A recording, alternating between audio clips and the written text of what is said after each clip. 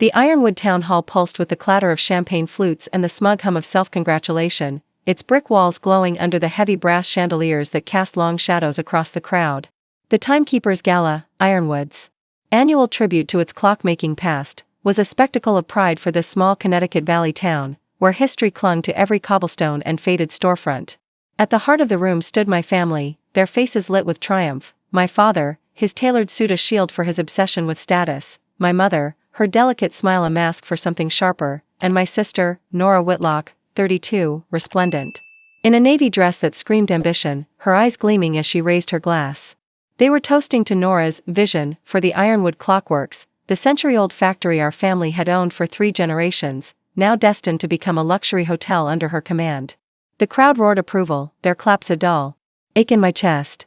I, Evelyn Marwood, 36, a community fund manager who'd poured a decade into saving the Clockworks, stood in the shadow of the hall's antique printing press, my fingers tight around a leather-bound ledger I'd pulled from the factory's archive. Its yellowed pages held a forged contract, proof my parents had mortgaged the Clockworks to bankroll Nora's Boston consulting firm, a betrayal they thought I'd never uncover. That morning, I'd filed a court order to freeze the factory's transfer, locking it in legal limbo, and they didn't suspect a thing. As Nora's voice soared, "This is Ironwood's new dawn," I stepped into the chandelier's glow, my heart steady despite the weight of every eye on me. "Not so fast," I said, my voice cutting through the din as I raised the ledger. "The Clockworks transfer is halted, pending an audit. There are discrepancies you should know about." The room froze, glasses suspended, Nora's smile splintering. "Evelyn, you're embarrassing yourself," she snapped, her tone sharp but unsteady, her eyes darting to my parents. My father's face drained of color, his hand tightening on his glass, while my mother's fingers clutched her pearl necklace, her composure cracking. I turned to the crowd, my voice calm but unyielding. "Ask my parents why they mortgaged our family's legacy without a word to me." Whispers erupted, sharp and relentless, slicing through the gala's polished veneer. I held Nora's gaze, her smirk gone, replaced by a flicker of panic. The moment hung heavy, the air thick with the scent of wax and wine, but my mind flashed to a memory from 12 years ago, a dinner in the Clockworks' oak-paneled office, its walls lined with sepia photos of artisans at their benches. I was 24, fresh from a master's in non-profit management, burning with purpose to preserve the factory's ticking heart. My grandmother, Ruth, had just died, leaving the Clockworks to my parents with a vow to keep it in the family. I'd taken a job raising funds to turn it into a cultural hub, securing grants to restore its ancient gears. But that night, my mother's voice had cut through the clatter of plates. "Evelyn, you're wasting your life on this old place," she said, her tone soft but laced with pity. Nora, then barely out of college, smirked across the table. "Let her play curator. I'll make something real of it." My father nodded, his eyes on Nora, always on Nora, as if I were invisible. I'd stayed silent, but later, in the factory's archive, I found a brass pocket watch engraved with Ruth's initials, its face worn but intricate. Tucked inside was a note in her looping script, "For the keeper of Ironwood's time." It felt like a promise meant for me, a spark of defiance against their dismissal. But why was I the only one who saw the Clockworks' worth? Back in the present, the gala's murmurs grew louder, the crowd's eyes darting between me and my family. Nora stepped closer, her voice low, venomous. "You're delusional if you think you can stop this," she said, her words meant for me alone. But I'd been watching her for years, noting the way her charm masked calculation, the way my parents hung on her every word while dismissing mine. I'd raised millions to save the Clockworks, negotiating with preservation boards and rallying Ironwood's community, only to hear my father call Nora the future at every turn. My mother's sighs were worse, each one a reminder that I was too sentimental, too stuck in the past to matter. Their favoritism wasn't just neglect, it was a deliberate erasure, a slow theft of everything I'd poured into the factory. The ledger in my hands wasn't just paper, it was evidence of their greed, a contract signed by my father to mortgage the Clockworks, with a clause initialed by Nora, proving she knew. I'd found it buried in a locked drawer in the archive. The ink smudged but the betrayal cleared out. I took a step back, letting the crowd's whispers fill the silence. My father cleared his throat, attempting his usual charm. "This is a misunderstanding," he said, his voice smooth but strained. "Evelyn's always been overzealous." The crowd shifted, uncertain, but I caught the eye of Margaret Voss, a lawyer I'd met weeks ago, standing near the hall's entrance. She nodded slightly, her presence a reminder of the court order we'd filed. Margaret, 50, had her own scars from a family betrayal, and she'd seen the forged contract's weight. "This isn't zeal," I said, my voice steady, addressing the crowd but locking eyes with my mother. "This is about truth. The Clockworks isn't Nora's to sell. It's Ironwood's legacy, and I won't let it be stolen. A gasp rippled through the room, and I saw my mother's hand tremble, her pearl necklace glinting as she turned away. The ledger's pages crinkled in my grip, a small sound in the tense silence, but to me, it was louder than their applause. For Nora. I'd known something was wrong for years, ever since a family meeting 7 years ago when Nora, home from Boston, suggested selling the Clockworks to developers. I'd argued its value lay in its history, its gears a testament to Ironwood's artisans, but my mother had waved me off. Nora has ambition, she'd said, her tone final. That night, I'd found a locked drawer in the archive, its key missing, but a faint scratch on the wood hinted at something hidden. I didn't open it then, I wasn't ready. But the memory lingered, a thread I'd pulled until it led to the ledger. Now, standing in the town hall, I saw the truth. My parents hadn't just favored Nora, they'd built her up by tearing me down, mortgaging the Clockworks to fund her firm while I begged for scraps to save it. The court order was my first move, filed with Margaret's help, but it wasn't my last. As I stepped off the stage, the crowd parted, their whispers now a roar. Nora's face was a mask of fury, but she didn't follow me. My father tried to laugh it off, his voice too loud, while my mother stood frozen, her eyes avoiding mine. I slipped past the printing press, its rusted frame a reminder of the town's resilience, and out into the cool night air. The Clockworks loomed across the street, its clock tower ticking steadily, a heartbeat I'd sworn to protect. In my pocket, the brass pocket watch felt warm, its cryptic note a guide, for the keeper of Ironwood's time. I wasn't done. This was just the beginning, a calculated step to unravel their lies. What does it mean to stand up when your own family buries you? 12 years ago, the Ironwood Clockworks loomed over the town like a silent guardian, its brick walls weathered by time but its clock tower still ticking with stubborn precision. I was 24, fresh from a master's in non-profit management. My heart set on turning the factory, our family's legacy for 3 generations, into a cultural beacon for Ironwood, this small Connecticut Valley town where history clung to every cobblestone. My grandmother, Ruth, had just died, her will entrusting the Clockworks to my parents with a promise to keep it in the family. I'd moved back, taking a job raising funds to restore the factory's ancient gears and transform it into a community art center, a place where Ironwood's stories could live on. But that night, in the Clockworks' oak-paneled office, surrounded by sepia photos of artisans bent over their intricate work, my family's words cut deeper than I'd expected. My mother sat at the head of the table, her posture delicate but her eyes sharp, slicing through my plans. "You're wasting your life on this old place," she said, her voice soft but laced with a pity that stung like a slap. My father, his tie perfectly nodded in agreement, his gaze fixed on my sister, Nora, who smirked across the table, her college swagger already hinting at the ambition that would later consume her. "Let her play curator," Nora said, her tone light but cruel.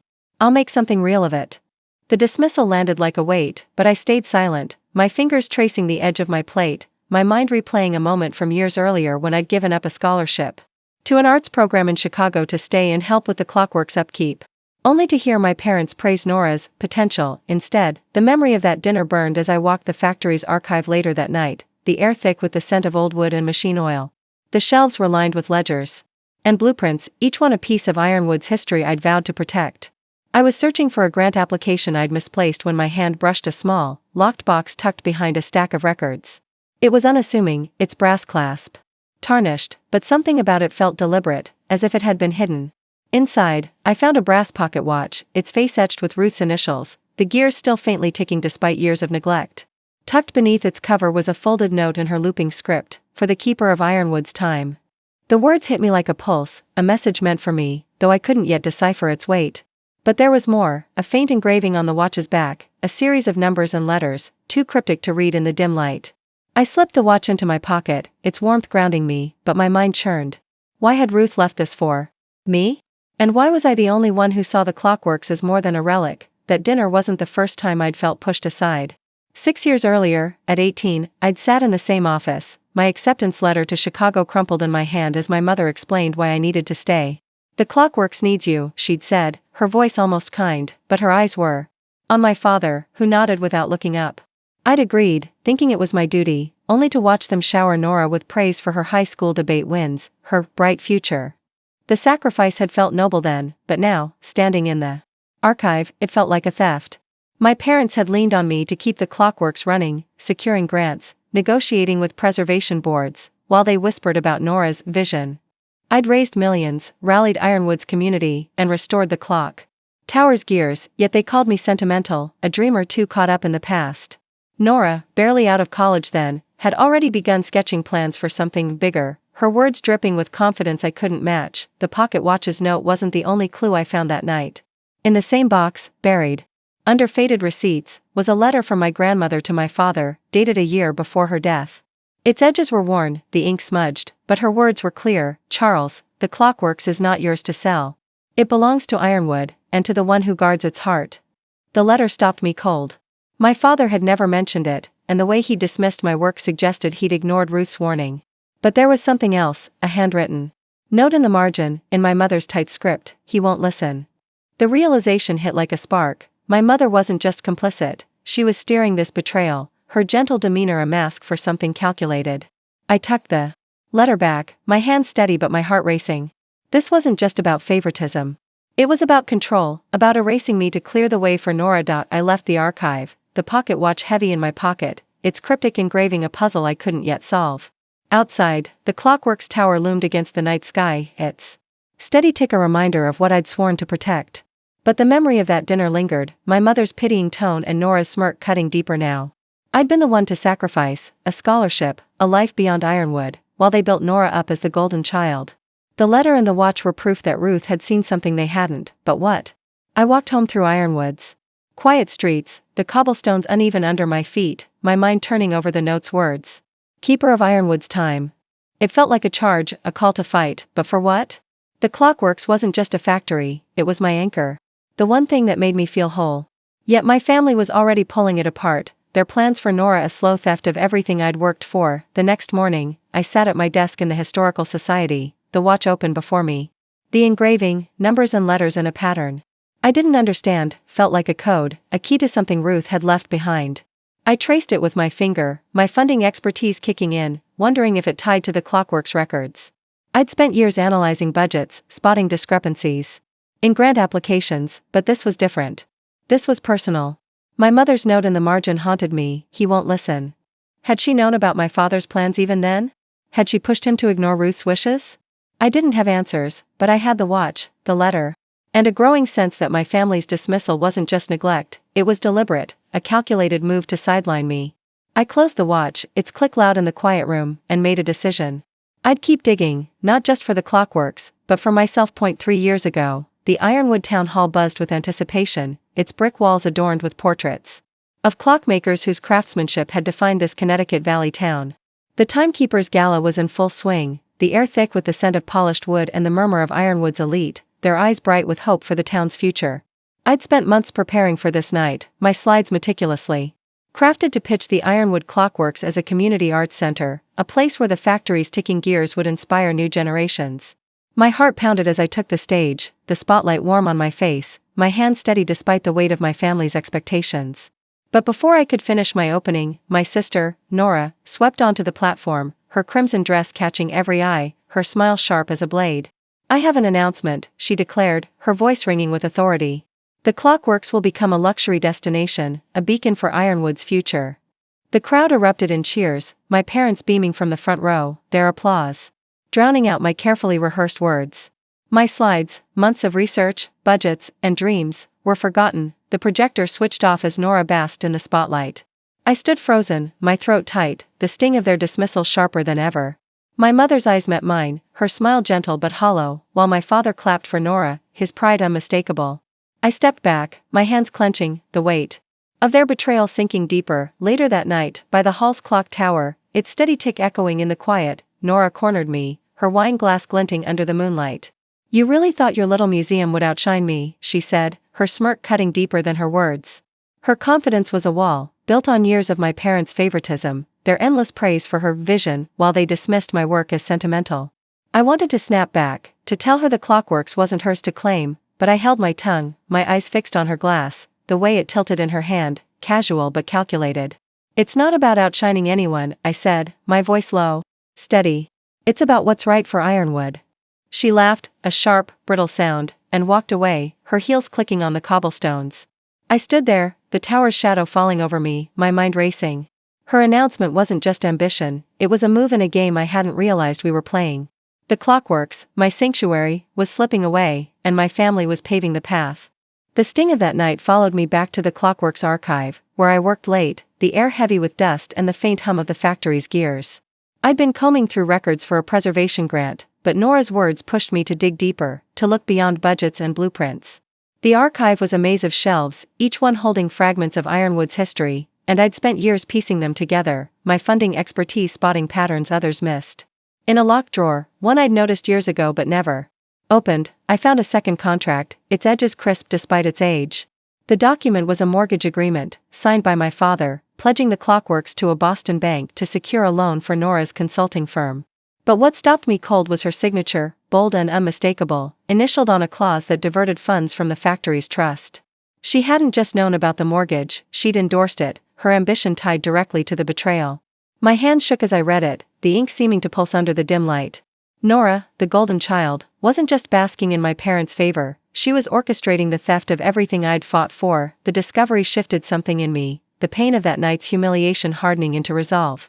I remembered a moment from 7 years earlier, when Nora, home from college, had suggested selling the Clockworks to developers at a family meeting.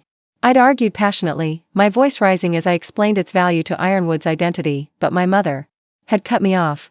Nora has ambition, she'd said, her tone final, as if my work was a childish hobby. My father had nodded, his eyes on Nora, while I sat there, my arguments ignored. Now, holding the contract, I saw the truth. Nora's vision wasn't new, it was a plan she'd been shaping for years, with my parents' blessing. The pocket watch, still warm in my pocket from that night 3 years ago, felt heavier now, its cryptic engraving a reminder of my grandmother's note, for the keeper of Ironwood's time. I'd thought it was a sentimental gesture, but now it felt like a challenge, a call to protect what my family was dismantling. I didn't confront Nora or my parents right away. Instead, I took the contract to my office at the Historical Society, locking it in a drawer alongside the pocket watch and my grandmother's letter. My funding work had taught me patience, the art of spotting discrepancies and building alliances, and I knew I needed more than one document to fight them. But the contract was a weapon, proof that Nora wasn't just the favored child, she was complicit, her signature a deliberate mark against me. I sat at my desk, the Clockworks tower visible through the window, its tick a steady pulse in the silence.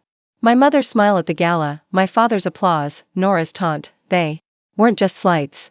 They were moves in a calculated game to erase my role in the Clockworks story.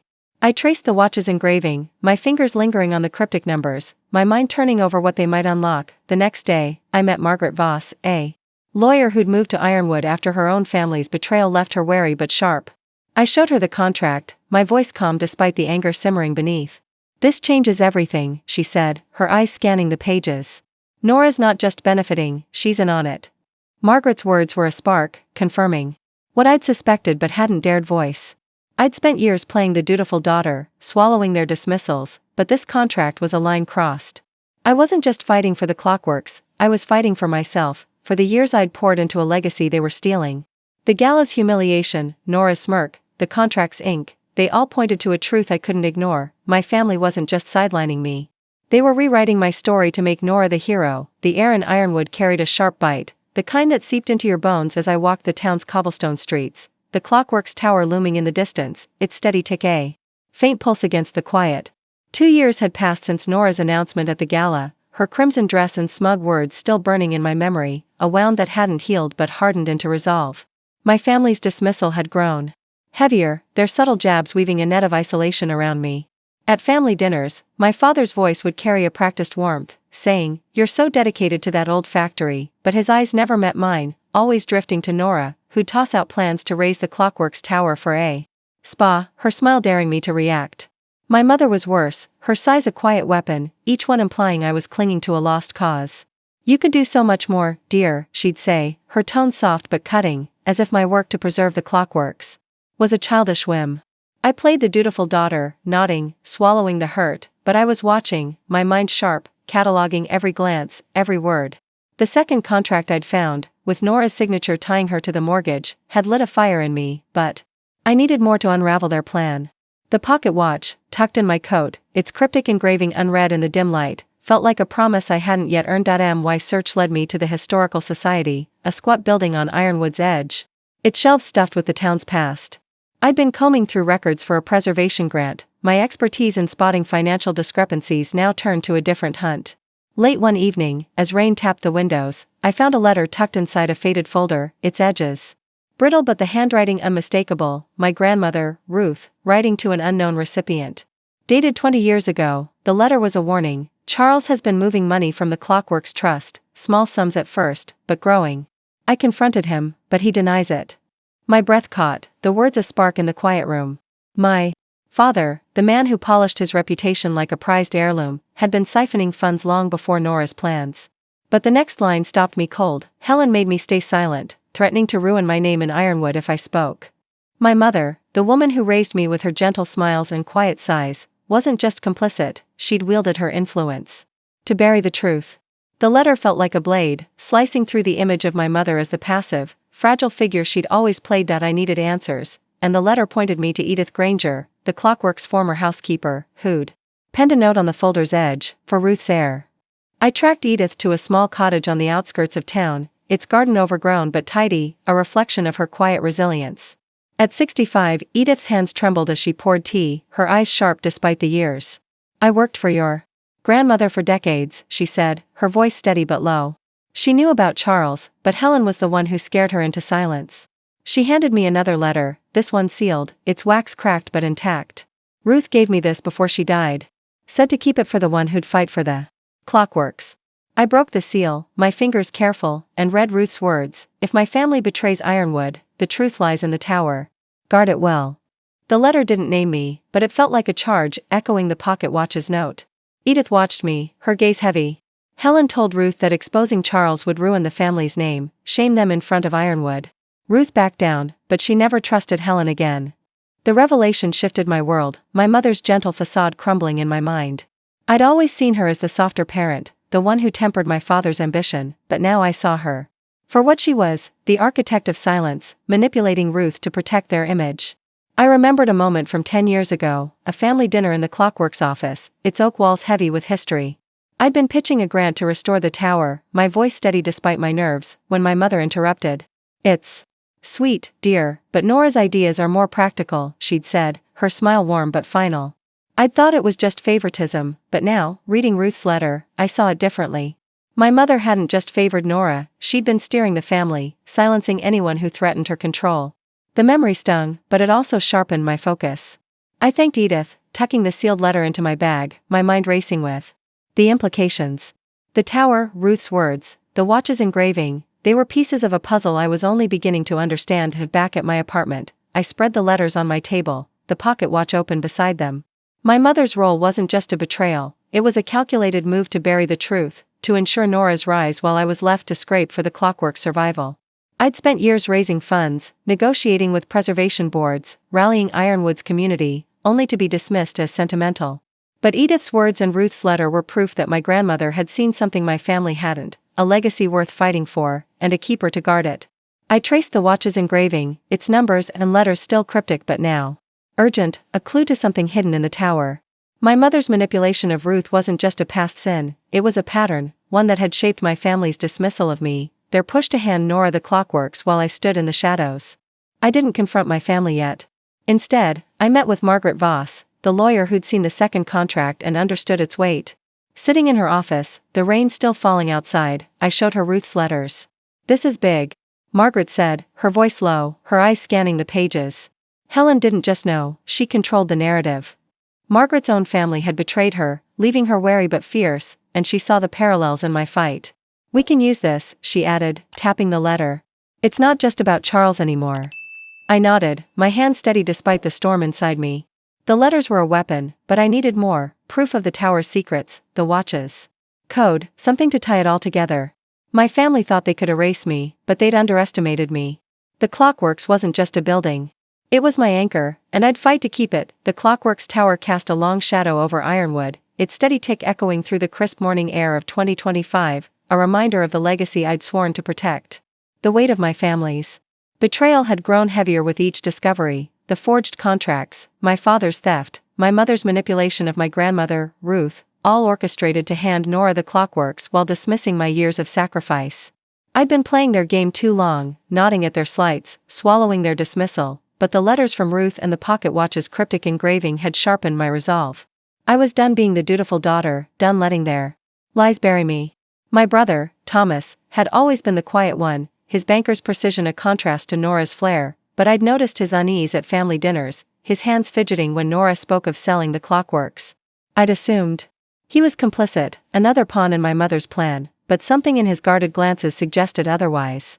I needed to know where he stood, and so I arranged to meet him at the old diner on Ironwood's Main Street, its faded sign and vinyl booths a relic of the town's quieter days. Thomas sat across from me, his tie loosened, his coffee untouched, his eyes avoiding mine as the jukebox hummed a forgotten tune.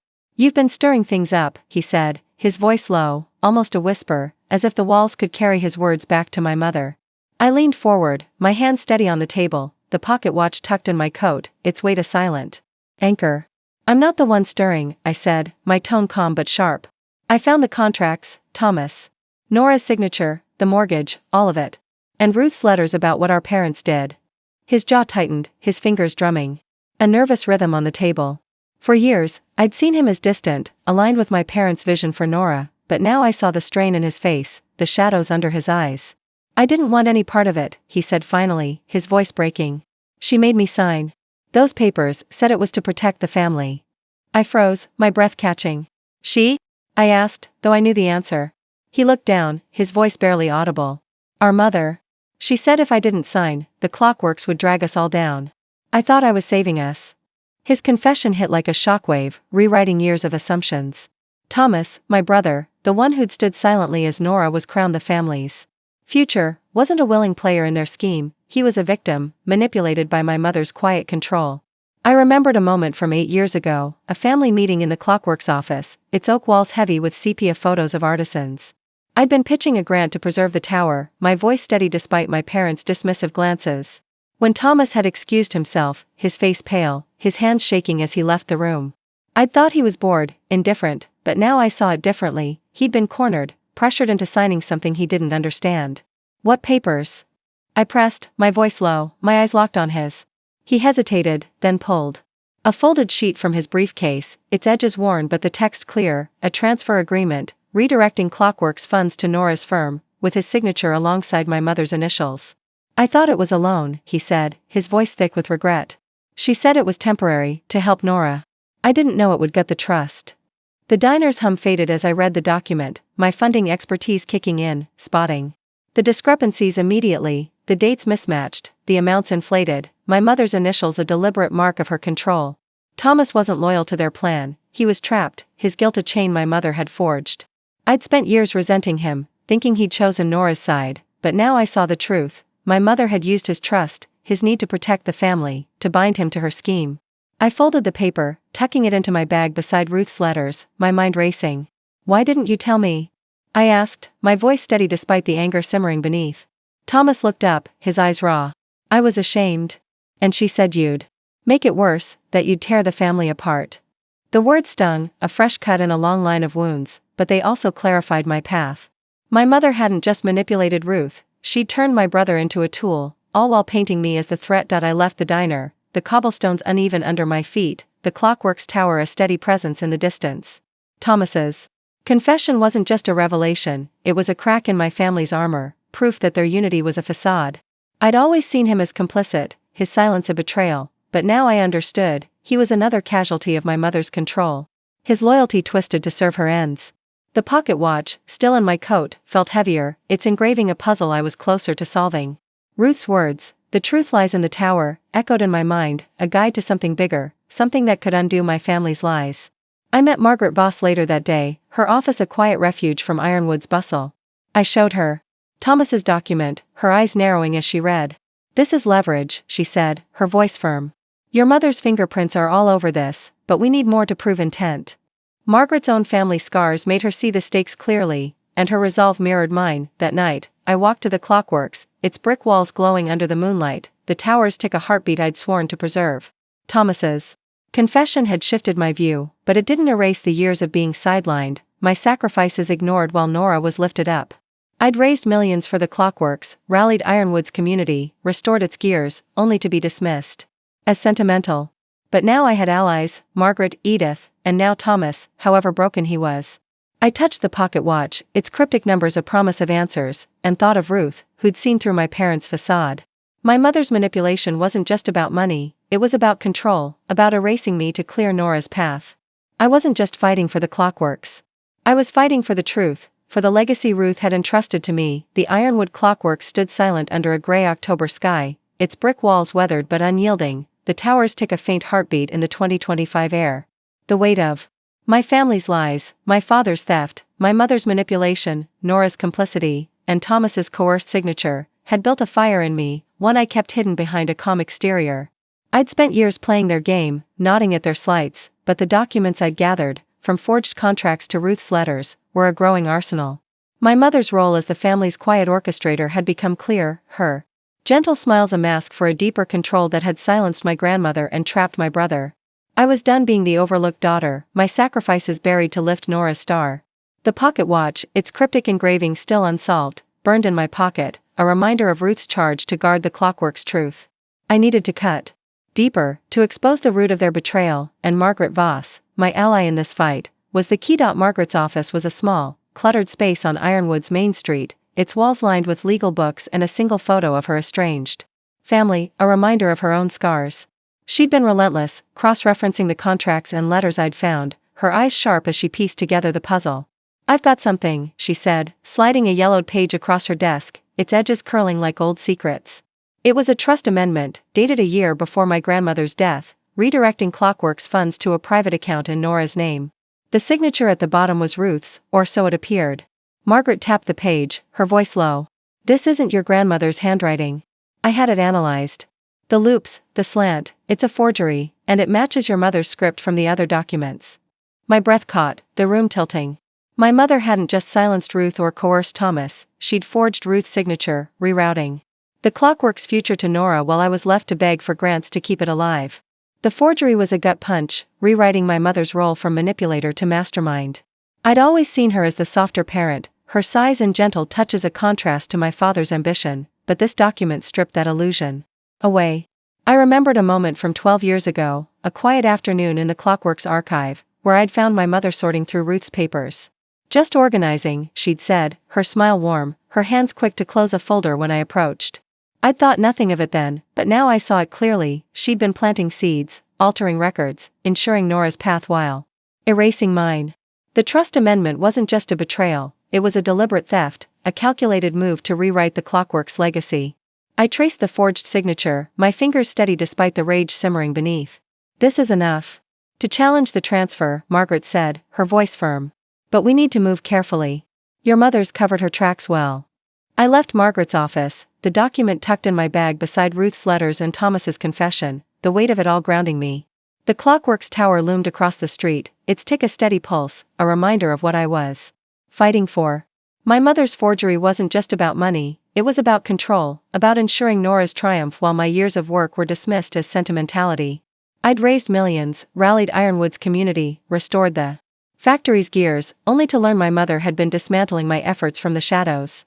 The pocket watch felt heavier now, its engraving a puzzle I was closer to solving. Ruth's words, "The truth lies in the tower," a guide I couldn't ignore. I needed to confront my mother, not with anger, but with the precision she'd taught me to suppress. That evening, I went to my parents' house, its polished exterior a facade as brittle as their lies. My mother was in the kitchen, her hands busy with a teapot, her smile practiced as she offered me a cup. "You've been so quiet lately," she said, her voice soft, almost tender, but her eyes were sharp, watching me like a chessboard. I sat across from her, the forged amendment burning in my bag, but I kept my face neutral, my voice steady. "I've been digging into the Clockworks records," I said, watching her fingers pause on the teapot's handle. "Found some interesting things. Like a trust amendment with Ruth's name, but not her handwriting." Her smile didn't falter, but her eyes flickered, a crack in her composure. "You're always so thorough," she said, her tone light but strained. "But you shouldn't worry about old papers. Nora's plans are what matter now." The dismissal was familiar, but it no longer stung, it fueled me. I leaned forward, my gaze locked on hers. "I'm not worried, Mother. I'm prepared." Her hand trembled, the teapot clinking against the counter, and I knew I'd struck a nerve. I didn't show her the document, not yet. Instead, I left the night air cool against my skin, the Clockworks tower a beacon in the distance. My mother's forgery wasn't just a crime, it was a declaration of war, a move to erase me from the family's legacy. I remembered another moment, 9 years ago, when I'd overheard her on the phone, her voice low but firm. "Nora's the one who'll carry us forward. Let her sister play with her grants." I'd thought it was just favoritism, but now I saw the truth. She'd been orchestrating this for years, her gentle facade a mask for ruthless control. Margaret's analysis of the forgery was a weapon, one I'd wield with precision, but I needed more: the tower's secrets, the watch's code, something to lock my mother's lies in place. I met Daniel Pierce, a reporter who'd once worked for the family's newspaper before my father fired him for asking too many questions. "I've got sources," Daniel said, his eyes glinting with purpose. "Give me a copy of that amendment, and I'll dig deeper." His anger at my family matched mine, a shared fire that would light the next step. Standing outside the Clockworks, the tower's shadow falling over me, I felt the weight of Ruth's trust, her belief in the keeper of Ironwood's time. My mother thought she'd outmaneuvered me, but she'd underestimated my resolve, my allies, my years of learning to spot lies in numbers and smiles. The forged amendment was the key to dismantling her control, but it was only part of the truth. The tower held more, and I was ready to find it. The Ironwood Clockworks stood resolute under a November dusk, its brick walls glowing faintly in the fading light, the tower's tick a steady pulse that grounded me in 2025. My family's lies, my father's theft, my mother's forged signature, Nora's complicity, Thomas's coerced compliance, had built a fortress of betrayal, but I'd gathered enough to begin dismantling it: contracts, letters, and a growing network of allies. My mother's forgery of my grandmother's signature had been the sharpest blow, revealing her as the architect of this theft, not just a bystander. I'd spent years pouring my heart into the Clockworks, raising funds, rallying Ironwood's community, only to be cast aside as Nora was crowned their future. The pocket watch, its cryptic engraving still a mystery, was a constant in my coat pocket. Ruth's words: "The truth lies in the tower," a beacon I was determined to follow. I wasn't just fighting for a building, I was fighting for my place. For the legacy my family tried to erase. Daniel Pierce, the reporter who'd once been fired by my father for digging too deep, became my next move. We met in a quiet corner of Ironwood's library, its shelves heavy with the town's history, the air thick with the scent of old paper. Daniel's eyes burned with a grudge that matched my own, his notebook filled with scribbled leads. "I've been chasing your family's paper trail," he said, sliding a thin envelope across the table.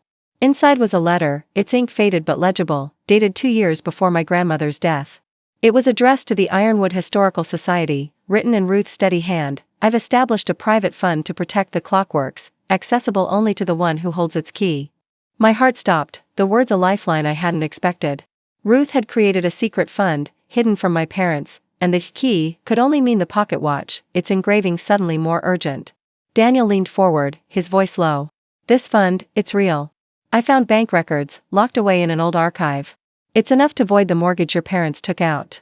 The revelation hit like a thunderclap, rewriting the stakes. Ruth hadn't just trusted me with the Clockworks, she'd armed me with a weapon to save it, a fund my family didn't know existed. I remembered a moment from 10 years ago, a quiet evening in the Clockworks office, its oak walls lined with sepia photos. My grandmother had pulled me aside, her hand steady as she pressed the pocket watch into my palm. "Keep this close," she'd said, her eyes fierce. "It's more than it seems." I'd thought it was a sentimental gift, but now I saw it for what it was: a deliberate act, a plan to protect the Clockworks from my parents' greed. Daniel's letter was proof that Ruth had anticipated their betrayal, and she'd chosen me to guard her legacy. My fingers tightened around the watch, its faint tick a reminder of her trust. "How do I access it?" I asked, my voice steady despite the storm inside. Daniel shook his head. "The bank won't release details without the key. It's coded, tied to something only you'd know." The weight of Ruth's trust settled over me, a mantle I was ready to carry. But Daniel wasn't done. He pulled out another document, a memo from my father to a Boston bank, dated just after Ruth's death. It authorized a transfer from the Clockworks Trust to Nora's firm, with a note in my mother's handwriting: "Ensure Nora's name is clear." The memo wasn't just evidence of their theft, it showed my mother's active role in shielding Nora, ensuring her hands looked clean while the Clockworks bled. My parents hadn't just betrayed me, they'd built a system to erase my work, to rewrite the family's legacy as Nora's triumph. I tucked the letter and memo into my bag, my mind racing. The secret fund was a lifeline, but accessing it meant cracking the watch's code, a puzzle I'd yet to solve. Daniel's eyes met mine, his resolve mirroring my own. "I'm publishing this," he said, tapping the letter. "Not yet, but soon. Ironwood needs to know." I left the library, the cobblestone slick under my feet, the Clockworks tower a silhouette against the darkening sky. Daniel's letter changed everything, but it also raised the stakes. My family thought they'd outmaneuvered me, but Ruth had seen through them, leaving me a path to fight back. I met Margaret Voss the next morning, her office a haven of focus. Amid Ironwood's quiet hum. I showed her the letter, her eyes narrowing as she read. "This fund, it's a game changer," she said, her voice sharp with purpose. "If you can access it, the mortgage is null. Your parents' entire plan collapses." Margaret's own family had taught her the cost of betrayal, and her determination matched mine. "We need that key," she added, her gaze flicking to the watch in my hand. I nodded, my fingers tracing the engraving, its numbers and letters, a code I was determined to break. That night, I sat in my apartment, the watch open on my table, Ruth's letter beside it. The secret fund was more than money, it was Ruth's defiance, her belief in me when my family had dismissed me. I'd spent years being the dutiful daughter, swallowing their slights, but now I saw their lies for what they were, a calculated effort to erase my place in the Clockworks story. My mother's memo, shielding Nora, was a final confirmation of her role, not just as a manipulator but as the architect of this theft. I remembered another moment, 7 years ago, when I'd overheard my father at a town meeting, boasting about Nora's vision for the Clockworks while I stood in the back, my grant proposals ignored. The memory no longer stung, it fueled me. The watch's code, the tower's secrets, Ruth's fund, they were my weapons, and I'd use them to reclaim what was mine. The Ironwood Clockworks loomed under a December moon, its brick facade a quiet sentinel in the 2025 chill, the towers tick a steady rhythm that anchored my resolve. My family's betrayals, my father's theft, my mother's forged signature, Nora's calculated ambition, Thomas's coerced complicity, had built a wall of lies, but I'd chipped away at it with contracts, letters, and Ruth's secret fund. That fund, hidden for years, was my weapon to void their mortgage, but it was locked behind the pocket watch's cryptic engraving, a code I'd studied for weeks. Ruth's words, "The truth lies in the tower," had guided me this far, and now, with Daniel's letter and Margaret's legal precision, I was close to unraveling the final piece. I'd spent years being the overlooked daughter, my sacrifices for the Clockworks dismissed as Nora was handed my legacy. But Ruth had seen me, chosen me, and tonight, I would claim what was mine. The tower's spiral staircase creaked under my steps, its iron railing cold against my palm. I'd come alone, the watch heavy in my pocket, its engraving, numbers and letters in a pattern I'd memorized, burning in my mind. I'd spent nights poring over it, cross-referencing Ruth's letters, until a breakthrough came. The code wasn't random, it was a sequence tied to the Clockworks' founding date, etched in Ruth's handwriting on a ledger I'd found in the archive. At the top of the tower, in a small alcove behind the clock face, I found the safe, its brass surface dull with age but unyielding. My hand steady, I turned the watch's crown, aligning the numbers to the code, 1-8-7-2, the year the Clockworks began. The safe clicked, a soft sound that echoed like thunder in the silent tower. Inside was a single document, its parchment crisp despite the years, bearing Ruth's unmistakable signature, a trust naming me as the sole manager of the Clockworks. Endowment, the document was a revelation, a final confirmation of Ruth's faith in me.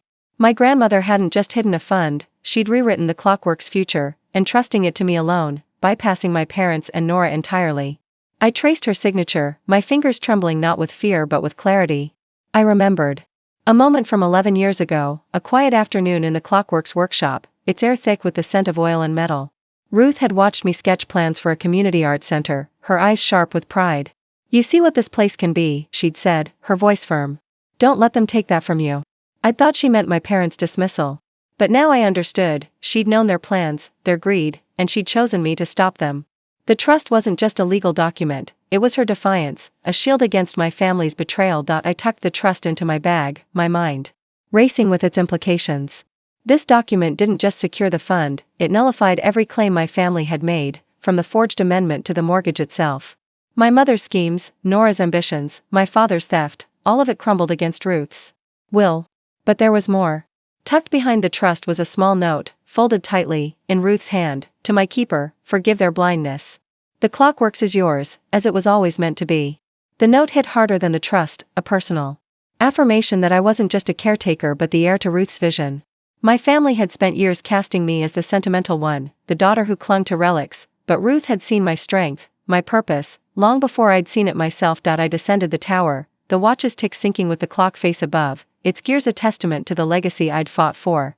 Margaret Voss was waiting at her office, her desk cluttered with notes and coffee cups, her eyes sharp despite the late hour.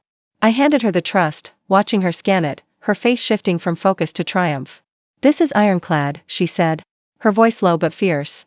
Your grandmother didn't just protect the Clockworks, she made you untouchable.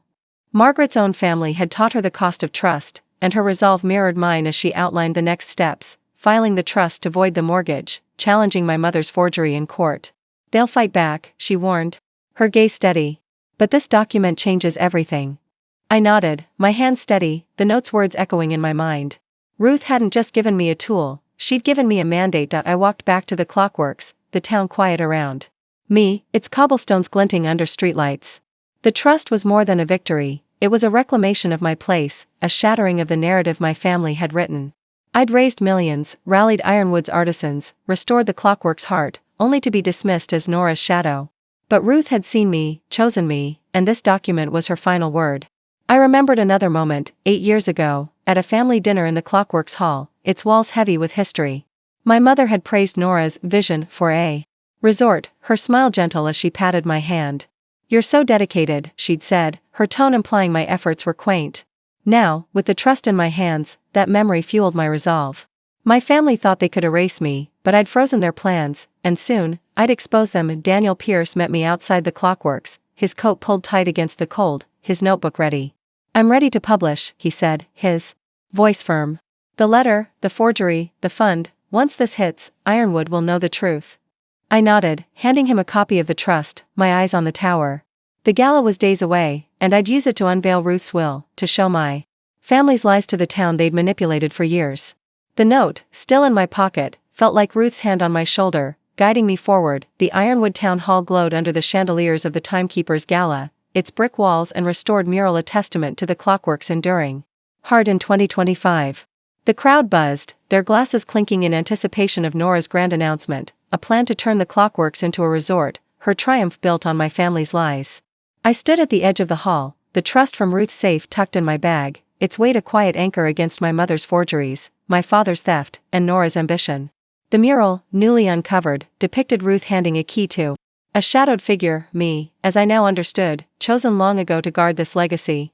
I'd spent years being the overlooked daughter, my sacrifices buried to lift Nora's star, but tonight, with Margaret's legal filings and Daniel's exposé ready to print, I was ready to freeze their plans for good. The gala's hum faded.